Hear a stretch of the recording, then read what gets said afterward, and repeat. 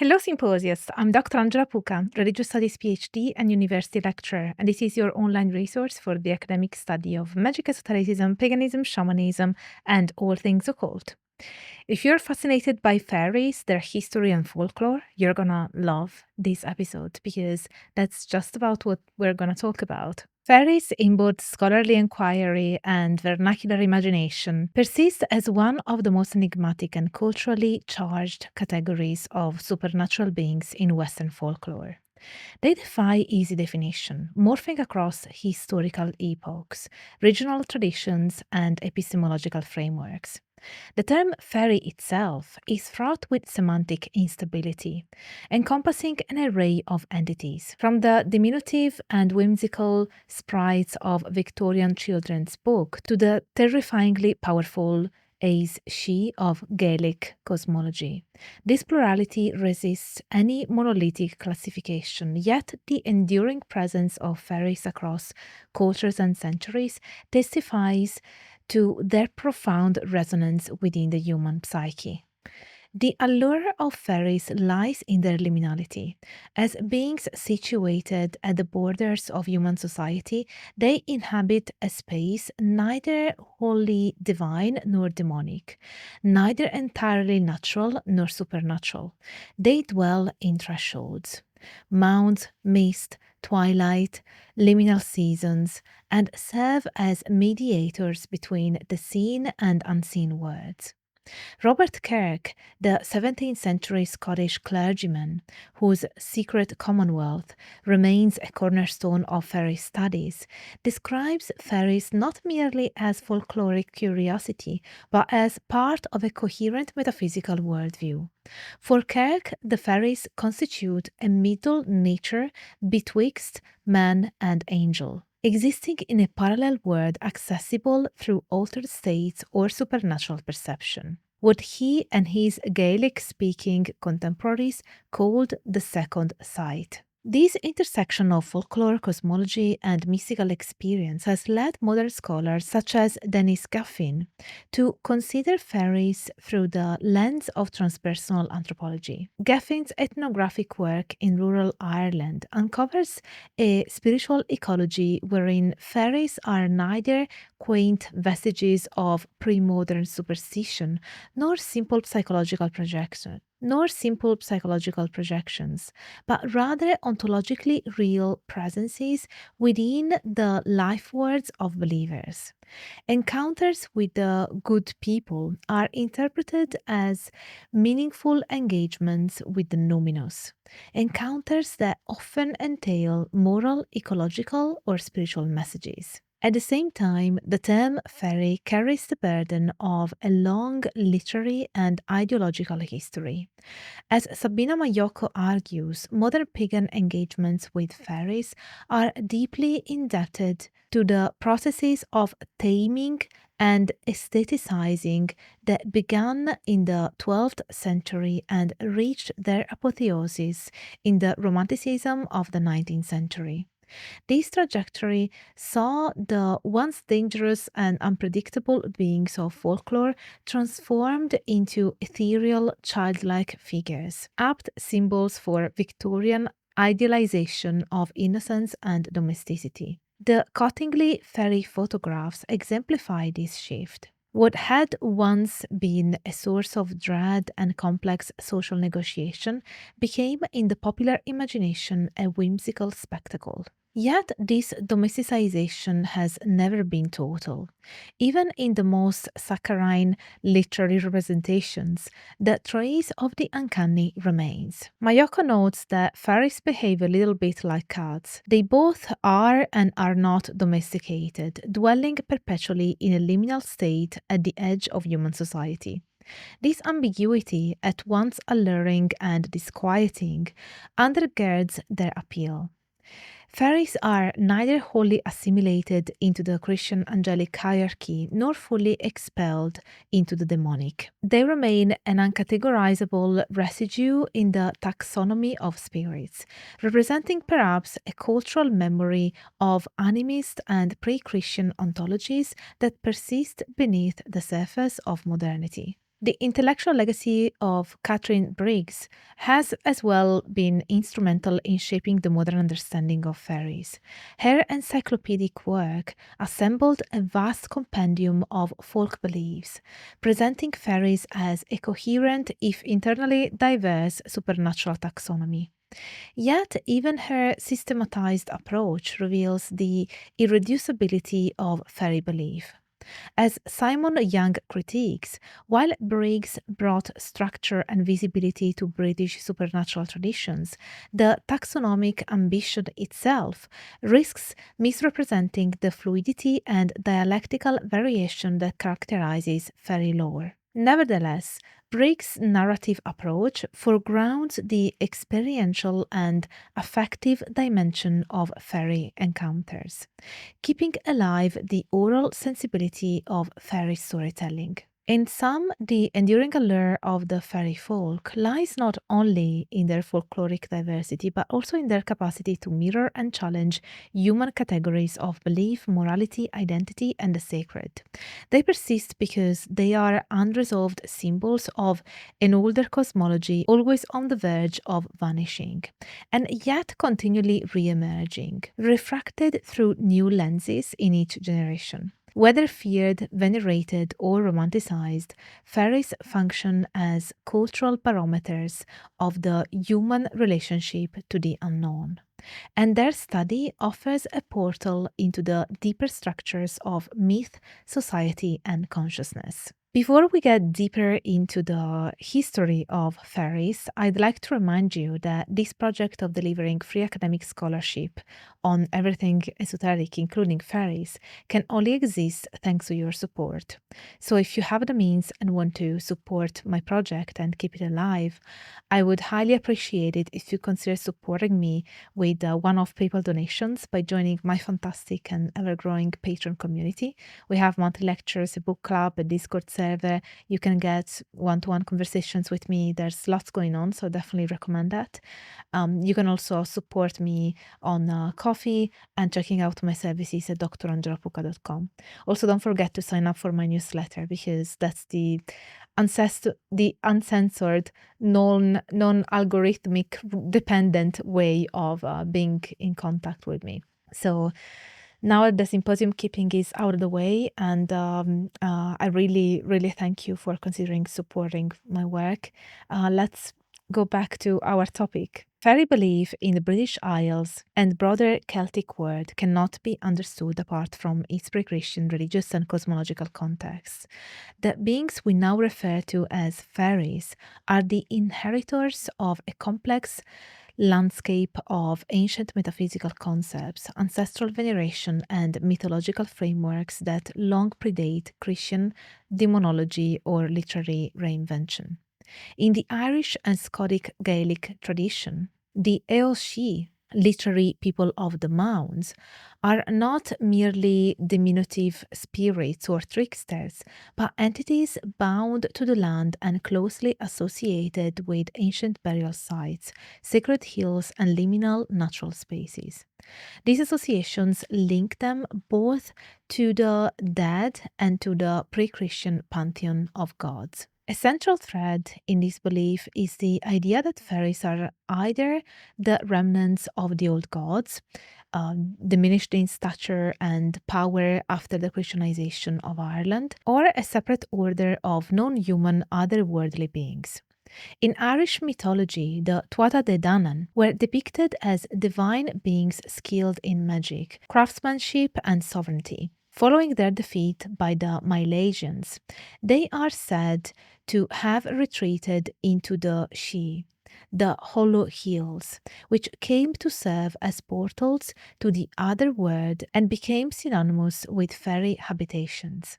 Some traditions maintain that the Tuatha De Danann became the Eoshi, thus preserving a thread of divine continuity into the fairy faith. Robert Kirk, writing in the late 17th century, argued that fairies were a middle nature between mortals and angels. Mortal in the sense that they were not immortal, yet more refined and spiritually attuned than humans. He claimed that they lived in subterranean realms and in aerial spaces, maintaining their own polity, morality, and economy. For Kirk, these beings were not just real, but interacted with humans in tangible ways through abductions, healings, fairy food, changelings, and second sight. His description reflects a worldview in which fairies were woven into the fabric of everyday cosmology, not marginalized as superstition. The connection between fairies and the dead is also well attested. Eva Park Sentok Thompson have explored how, in many traditions, particularly in Gaelic and Finno-Ugric regions, the souls of the dead were thought to dwell among the fairies or become fairies themselves.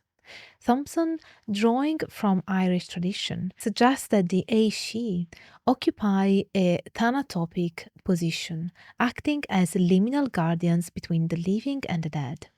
Burial mounds were not only seen as fairy abodes, but also as thresholds between worlds, reinforcing the hypothesis that fairy belief preserves aspects of ancestral cults under folkloric guise. This ancestral model coexists with another explanatory model in both early anthropology and modern folklore studies, that of fairies as nature spirits or elementals.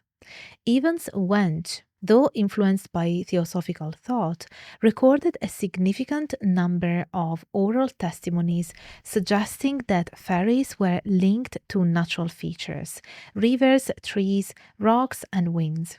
Their appearances were often associated with weather changes, mist, or particular seasonal threshold, such as Samhain and Bealtaine, further indicating their embeddedness in an animist worldview that predates Christian metaphysics. An additional perspective, one popularized by Victorian and early 20th century scholars, is the pygmy theory, which postulated that fairies were the folkloric memory of an aboriginal pre-Celtic race. This hypothesis, though now largely discredited, was famously taken up by Gerald Gardner and incorporated into early Wiccan theology. Gardner suggested that fairies were the remnants of a diminutive, dark-skinned people driven into hiding by later invaders, whose interactions with rural populations gave rise to tales of secretive helpers, midwives, and nocturnal craftspeople. Despite its racialized framing, the pygmy theory reflects an ongoing fascination with the marginal and subterranean as the locus of the other. It echoes older traditions in which fairies are identified with the hidden folk, residing below ground or beyond visibility, accessible only through specific ritual or accidental crossings of liminal thresholds. Simon Young also critiques this tendency in post-war folklore, noting that many classification systems, including Catherine Briggs' encyclopedia, attempt to fix beings whose very function is to resist ontological stability. Nevertheless, the persistence of these beings across centuries indicates a powerful continuity in the cultural imagination. This continuity is perhaps most evident in the phenomenon of second sight, the supernatural ability to perceive fairies, spirits, or omens of death. This form of clairvoyance was widely reported in the Highlands and Islands of Scotland and treated seriously by early modern writers such as Kirk and later scholars including Andrew Lang and Evans Wendt. Kirk asserted that certain gifted individuals, often seventh sons, could see the invisible commonwealth, and that this perception was not contrary to Christian belief but a deeper revelation of divine order.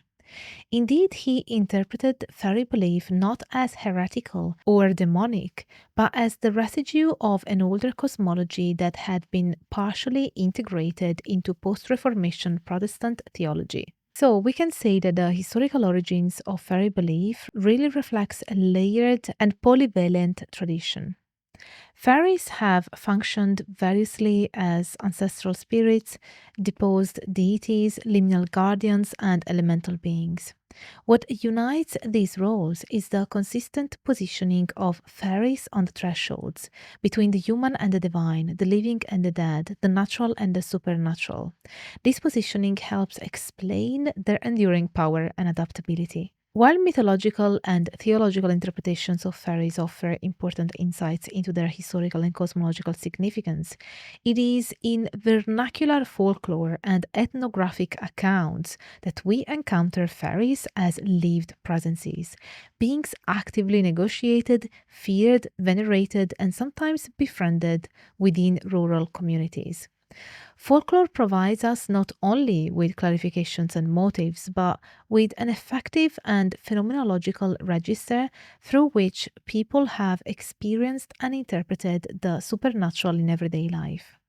These traditions are neither static nor merely nostalgic. They reflect ongoing dialogues between belief, narrative, social structure, and landscape. Ethnographic fieldwork conducted in the early 20th century by Evans Wenge remains a foundational source in this regard. His extensive collection of testimonies from Ireland, Scotland, Wales, Cornwall, and Brittany presents a vivid panorama of fairy belief across the Celtic fringe. These testimonies show that belief in fairies was not relegated to childish fancy, but was deeply embedded in the social and spiritual life of communities. In many cases, belief functioned as a system of moral regulation, environmental awareness, and ancestral continuity. The beings described, be they the Eoshi, Telwiteg, or Corrigans, were real presences capable of both benevolence and malice, and were treated with the appropriate caution and ritual observance. The ethnographic perspective is further expanded by the work of contemporary scholars such as Eddie Lenihan, whose interviews with rural Irish informants document fairy related practices well into the late 20th century. As collected in Meeting with the Other Crowd, these stories reinforce the centrality of place in fairy belief. Certain trees, fields, rats, or crossroads are consistently associated with the good people. The violation of these sites by construction, deforestation, or careless movement often results in supernatural retribution. Lenihan's narrators speak with the authority of lived experience, testifying the encounters, curses, and healings involving the fairies. Such narratives are not simply folklore in the antiquarian sense, but part of a localized epistemology that negotiates relationships between humans, land, and the invisible world. A crucial aspect of this vernacular tradition is the diversity and fluidity of fairy types and classifications. Catherine Briggs, in her Encyclopedia of Fairies, catalogues numerous entities including brownies, boggarts, redcaps, banshees, and knockers, each with specific traits, geographic associations, and ritual expectations. Yet, as someone young has noted, Briggs' system, while invaluable, often reflects a desire for taxonomic clarity that masks the ambiguity and local specificity of the traditions themselves. In dialect sources, the same being might be called by different names depending on the region, and the same name might refer to multiple distinct entities. Such folk taxonomies resist universalist schematization and reinforce the need for contextual, localized approaches in the study of supernatural folklore. These beings are not just literary symbols, but relational entities, often bound to moral codes and social norms. For example, the Scottish brownie, a household helper who labors at night in exchange for respect and food, can be driven away by an act of disrespect, such as the gift of clothes. The act is not arbitrary. It speaks to the intricate social contract between humans and fairies, a contract grounded in reciprocity, obligation, and taboo. In this sense, fairy lore encodes both cosmological worldviews and ethical practices and offers guidance on how to behave within a world populated by more than human agencies. Contemporary folklorist Morgan Daimler also highlights how euphemistic language, terms such as the good people, gentry, or fair folk, serves as both a protective and reverential strategy. In Irish tradition, naming fairies directly was believed to attract their attention, which could be dangerous. The linguistic strategies of avoidance and appeasement reflect a cultural logic that sees fairies not as imaginary beings but as powerful actors whose presence demands careful negotiation. As Daimler observes, this euphemistic approach is not merely superstitious but a mode of engagement with an unpredictable world. Another crucial dimension of the living fairy faith is the continued belief in changelings and fairy abductions.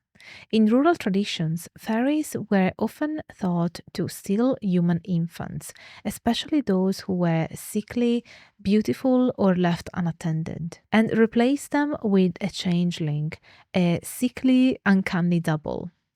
This belief was not merely metaphorical. In some cases, it led to tragic real world consequences, including infanticide or social ostracization. Yet, within the folk context, such beliefs provided explanatory frameworks for illness, disability, or postpartum trauma. The changeling motif speaks to deep anxieties about liminality, contamination, and the permeability of the human body to otherworldly forces. Fairy lore also reflects social power dynamics. In particular, Daimler notes that the roles of Ben Faisey, wise women, fairy doctors, and witches in Irish culture, were often gendered and contextually defined.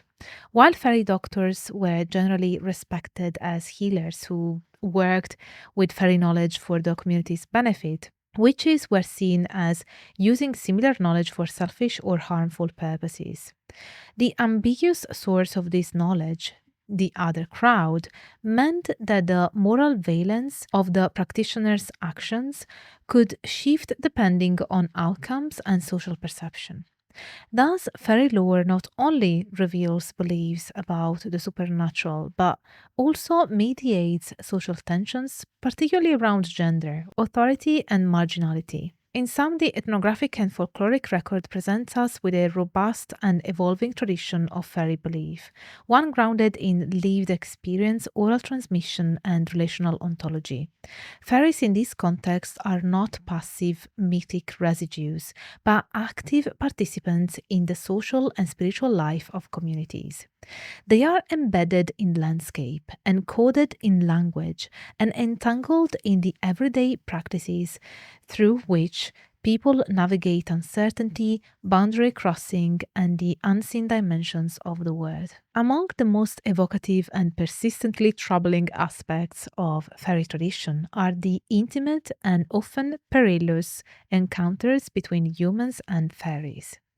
These relationships blur the boundaries between seduction and subjugation, inspiration and destruction, and offer a lens through which to explore anxieties around gender, sexuality, spiritual power, and the body. From the figure of the seductive linen she to the ambiguous roles of the fairy doctor and the butter stealing witch, such interactions reveal a folkloric topology where desire, danger, and esoteric knowledge intersect. One of the most iconic and culturally resonant figures in Irish and broader Celtic fairy belief is the Liaisons, the fairy lover. In its most familiar form, popularized by W.B. Yeats, the linen she is portrayed as a muse-like entity that offers inspiration, particularly to poets and artists, in exchange for the lover's life force. Yeats described her as the Gaelic muse, this malignant fairy, noting that her human consorts experienced short, brilliant lives followed by premature death, drained by her vampiric demands. This construction aligns her with the long-standing folkloric tradition that links eroticism with supernatural danger. Variants of this figure appear throughout the Celtic world. In Manx folklore, the lion and she is an invisible companion who hunts springs and wells, seen only by her human lover and ultimately responsible for his gradual wasting. In Scottish tradition, the Bevanshee is a deadly dancer who seduces young men and drains them of blood by dawn. These figures, while differing in tone and geography, all share a core theme. Sexual and emotional intimacy with the other world comes at a price, and often that price is the soul, vitality, or sanity of the mortal involved. The Lianshi is not exclusively female. The lesser known masculine counterpart is the Gyanchonach, or love talker. Described as a handsome young man who seduces women and then disappears, leaving them to pine and wither, the Gyanchonach represents a gendered mirror of the same danger, where erotic enchantment becomes a form of spiritual vampirism. Sounds to me like the fairy version of ghosting. These narratives not only reflect the folkloric link between sexuality and mortality, but also serve as metaphors for the draining effects of transgressive or liminal desire, particularly when that desire crosses boundaries between species or worlds. Such tales often convey cautionary moralism, especially in societies where sexuality was tightly regulated. However, they may also encode a deeper metaphysical anxiety that knowledge or power obtained through fairy contact, whether poetic inspiration, magical efficacy, or sexual rapture, always entails ontological risk. This theme is likewise visible in the folkloric roles of witches and Benface A, wise women in Irish tradition. Morgan Daimler has shown that while fairy doctors and wise women were often respected for their ability to cure fairy related ailments, witches were accused of using the same knowledge for harm. The key distinction was not the source of power, often understood to come from the fair folk, but how that power was employed within the moral framework of the community. In early modern Scottish and Irish witchcraft narratives, fairies often appear as intermediaries or patrons of occult knowledge. Daimler explores the belief, particularly prevalent in early modern Scotland, that fairies were required to pay a soul tithe to hell. This belief, shaped by both folk cosmology and demonological frameworks, positioned fairies in an ambivalent moral space, neither fully demonic nor fully autonomous. Human practitioners associated with them, especially women, were similarly ambivalent, viewed as drawing on illicit or foreign sources of power. The accused witches in Scottish trial records often claimed to have encountered fairy queens or to have been taught spells by fairy familiars, which reinforces the theme of esoteric transmission through otherworldly intermediaries. The association between fairies and milk theft, especially through shape shifting into hares, is another recurring theme that bridges the supernatural with quotidian concerns. Irish witches, often conflated with fairy witches, were accused of stealing butter and milk, thereby threatening both domestic economy and reproductive security. Daimler notes that such witches were feared less for overt malevolence than for their liminal role in manipulating fertility, health, and sustenance.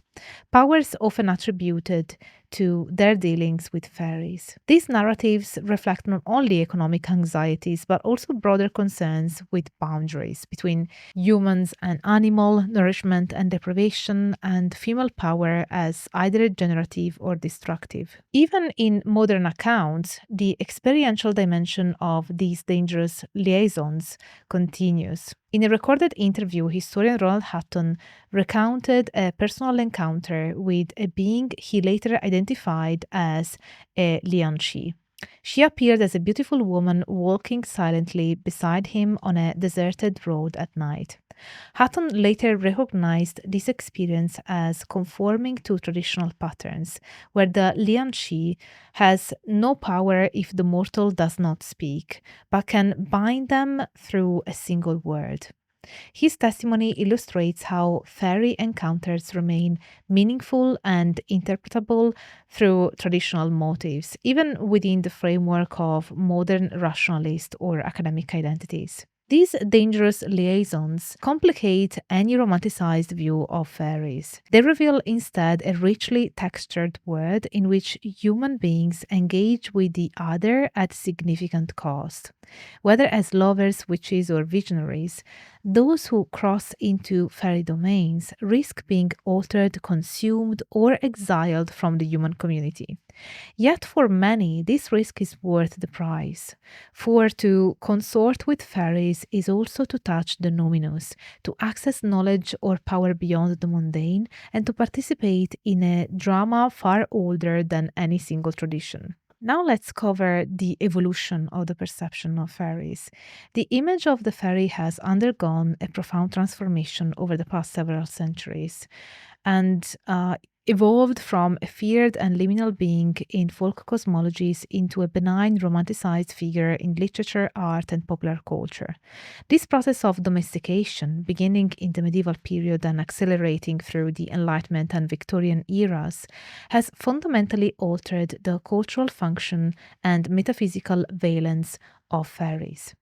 Where once they were inhabitants of dangerous landscapes and ancestral otherworlds, fairies were gradually reimagined as diminutive, winged spirits of innocence, delight, and childlike wonder. This shift, though already discernible in early modern literature, reached its peak during the Victorian period, where cultural forces such as spiritualism, colonial nostalgia, romanticism, and theosophy converged to reinvent the fairy as a palatable figure of imagination and moral instruction. Morgan Daimler highlights the Cottingley fairies as a pivotal moment in this cultural realignment. The infamous photographs taken by two young girls in 1917 depicted winged fairies engaging in playful activity.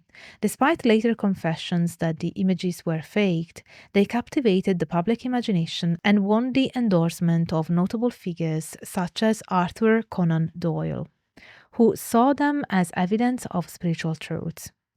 The Cottingley episode signaled the triumph of a particular vision of the fairy, ethereal, feminized, and safe, divorced from the complex, often terrifying entities of vernacular belief. This reconfiguration was deeply entangled with the ideologies of childhood and empire. As Sabina Mayoko argues, Victorian fairies were shaped by bourgeois constructions of the domestic sphere, where they served as emblems of innocence, imagination, and moral purity.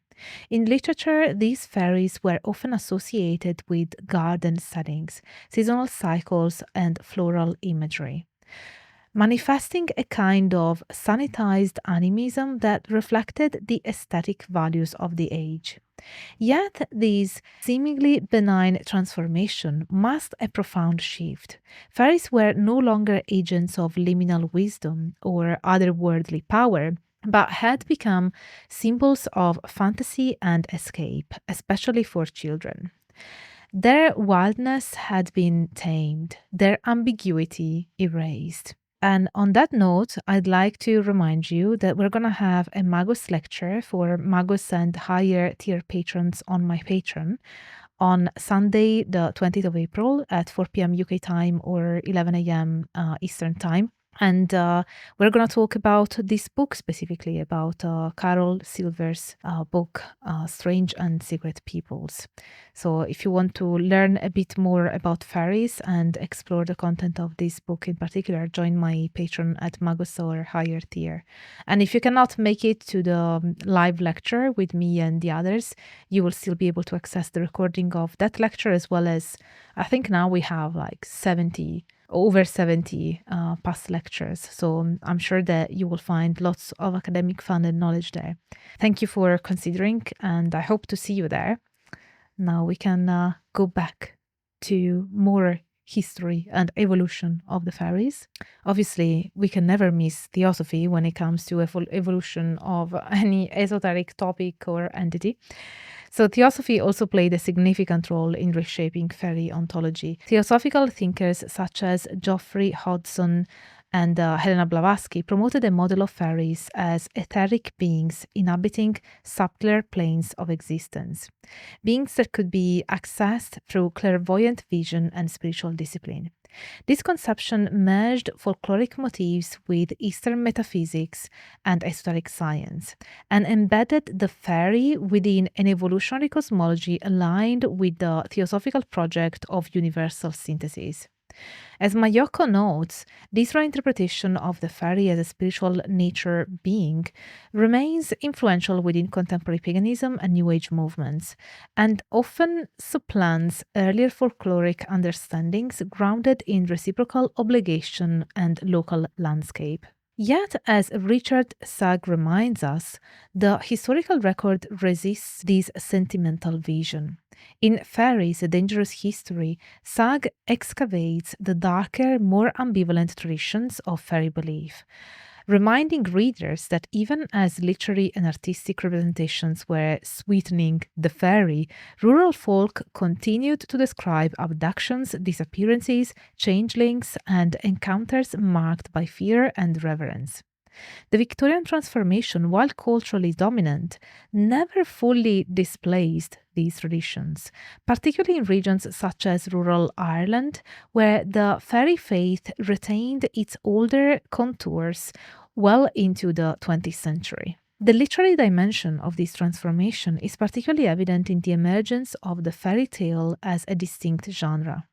While fairy tales often drew on earlier folk motifs, they recast them within moralizing or romantic frameworks. Catherine Briggs notes that the literary fairy tale often excised the more chaotic or morally ambiguous aspects of fairies, favoring clear moral binaries and narrative closure. These stories became a vehicle for cultural instruction rather than spiritual encounter.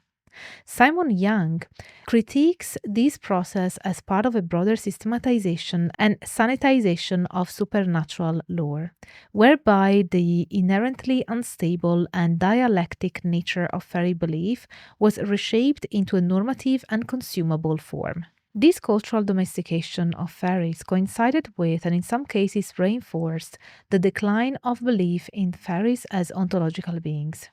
As scientific rationalism and urbanization progressed, the fairy was increasingly confined to the realm of the imaginary. But as Daimler notes in her exploration of urban fantasy literature, this very marginalization opened new spaces for the fairy to return, not as rural spirits of the land, but as liminal outsider figures in contemporary narratives of resistance, romance, and transformation.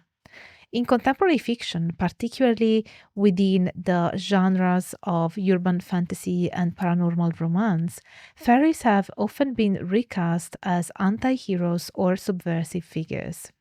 Daimler documents the reversal of traditional fairy court alignments, where the Seelie, traditionally benevolent, are depicted as corrupt or authoritarian, and the Unseelie, traditionally malevolent, as honest, passionate, or redemptive. Authors such as Holly Black and Sarah J. Maas have contributed to a popular aesthetic in which fairies are sensual, morally ambiguous, and politically engaged, and reflects broader cultural shifts in attitudes towards power, identity, and transgression.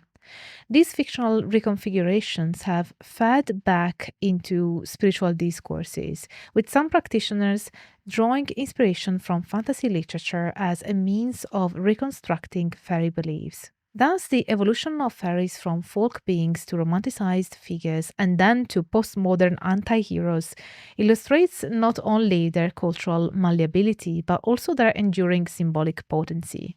Fairies have served as projections of desire and fear, nature and alterity, enchantment and loss. The story of their domestication is not a narrative of disappearance but of adaptation, one that continues to unfold as fairies are reimagined, revived and re-enchanted in new contexts. Now let's talk about modern paganism. In the late 20th and early 21st centuries, fairies have undergone yet another transformation, this time not in the hands of poets or folklorists, but among practitioners of contemporary paganism, New Age spirituality, and various animist-inspired worldviews.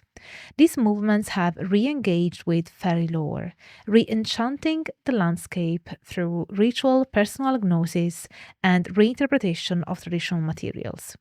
Far from being confined to the realm of fantasy literature or children's stories, fairies have emerged in these contexts as spiritually significant beings, often construed as nature spirits, ancestral presences, or elemental allies.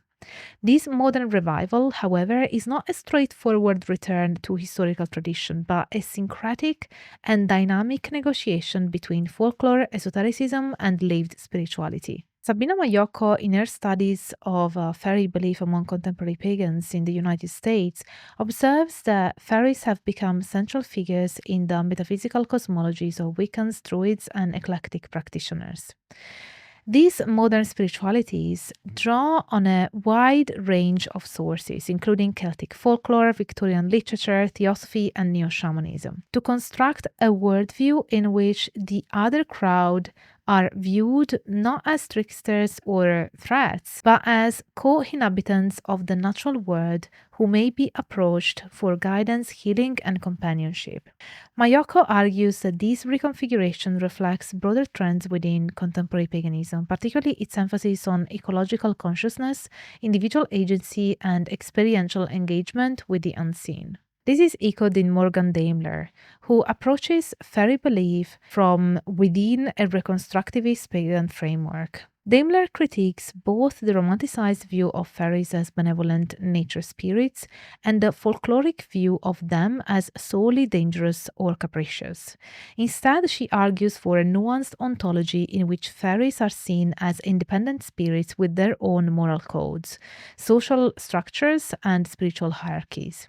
In the Good Neighbours, Fairies in an Irish animistic worldview, Daimler contends that fairies in Irish cosmology occupy a unique position, not gods, not humans, and also not demons, but an in-between class of beings who demand respectful and cautious engagement. Offerings, taboos, and ritual boundaries are essential in these practices, which seek to maintain harmonious relations with the Aes-she. This mode of engagement has been described as animistic in the sense that the landscape is understood to be inhabited by intelligent, responsive entities. This resonates with Toc Thompson's argument that Irish fairy belief functions as a form of thanatopic animism, an orientation towards a living world suffused with the presence of the dead and the other. In such worldviews, fairy mounds are not mythic metaphors but living thresholds, and communication with the fair folk is an act of spiritual diplomacy, not superstition. Dennis Geffin's ethnographic work on fairy belief in rural Ireland also affirms that such engagements are not relics of the past but continue to shape spiritual experience in the present. His study demonstrates that individuals who report encounters with fairies do not necessarily interpret them through folkloric or theological categories, but as part of a broader transpersonal experience of the sacred. These encounters often occur in liminal settings, forests, rivers, thresholds, and are interpreted as moments of rapture or insight that facilitate altered states of consciousness or personal transformation. Gaffin's participants experience fairies as sentient beings who serve as messengers, guardians, or provocateurs, and offer a spiritual logic distinct from either orthodox religion or reductive materialism. The relationship between contemporary spiritualities and traditional lore is complex. On the one hand, folkloric authenticity is often valorized. Practitioners consult texts such as Briggs' Encyclopedia of Fairies, Evans Went's The Fairy Faith in Celtic Countries, and even Robert Kirk's Secret Commonwealth. to inform their rituals and beliefs. On the other hand, these materials are often reinterpreted through personal gnosis, aesthetic preference, or ethical considerations. This individualized inclusion reflects what Simon Young describes as folkloric flattening, wherein culturally specific and dialectically diverse beings are incorporated into a broader, more coherent system that aligns with modern spiritual priorities. The resurgence of fairy belief within pagan and esoteric communities is also influenced by popular fiction, particularly urban fantasy and paranormal romance. Daimler discusses how these genres, while often divorced from historical folklore, provide rich symbolic templates for engaging with fairy imagery. The rebellious and silly court, the morally complex Fey lover, the fairy realm as a space of transformation, all these motifs have fed back into magical and spiritual praxis, blurring the lines between myth, fiction, and belief. In some cases, practitioners consciously incorporate fictional motifs into ritual as part of a bricolage approach to spirituality. Despite criticism from academic folklorists and traditionalists, this living fairy faith must be understood on its own terms. It reflects not a degeneration of tradition, but an evolution, an ongoing negotiation with mystery, landscape, and spirit. The revival of fairy belief within modern paganism is part of a broader re-enchantment of the word, one that seeks to restore the presence of the numinous in everyday life. It testifies to the continuing relevance of fairies not only as figures of cultural memory, but as living presences who challenge, inspire, and transform those who dare to encounter them. So, as we have seen, the figure of the fairy functions as a highly adaptable cultural symbol, spanning folk belief, literature, esotericism, and contemporary spirituality. This adaptability reflects not incoherence, but the enduring roles fairies play in expressing liminality, marking boundaries between life and death, nature and culture, self and other. To sum up what we have just done during this episode, our exploration began with pre-Christian contexts, where fairies appeared as ancestral or chthonic spirits within Celtic and Germanic cosmologies. Then we saw that in Irish tradition, the Eos she exemplified the interplay of myth, ritual, and landscape. And Robert Kirk presented fairies as real intermediary beings within a spiritually layered reality, a view that is echoed by Geffen, who interprets fairy encounters as transpersonal phenomena. We then traced how these beliefs were maintained and localized through oral tradition and ethnographic accounts. Testimonies from Evans Wentz, Lenihan, and Green, as well as others, affirm a worldview in which fairy belief was deeply embedded in landscape and community, though not without danger, as seen in changeling lore and Lianchi narratives, which often reflect anxieties around gender, illness, and social transgression. Modernity brought a sanitized fairy image through literature, theosophy, and spiritualism.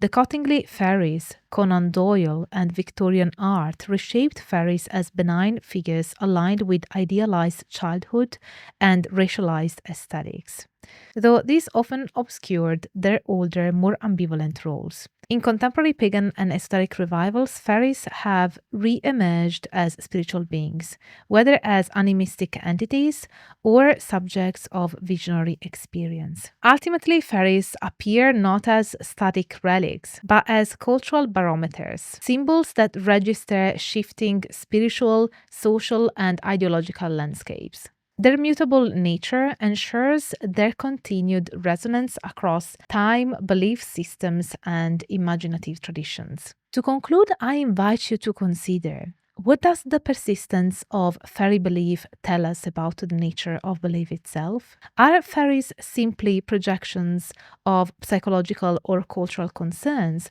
or might they represent a persistent encounter with the numinous? And how do our disciplinary frameworks shape the kinds of fairies that we can perceive? And what might we miss when we confine them to folklore, literature, or metaphysics alone? Well, let me know in the comments, of course.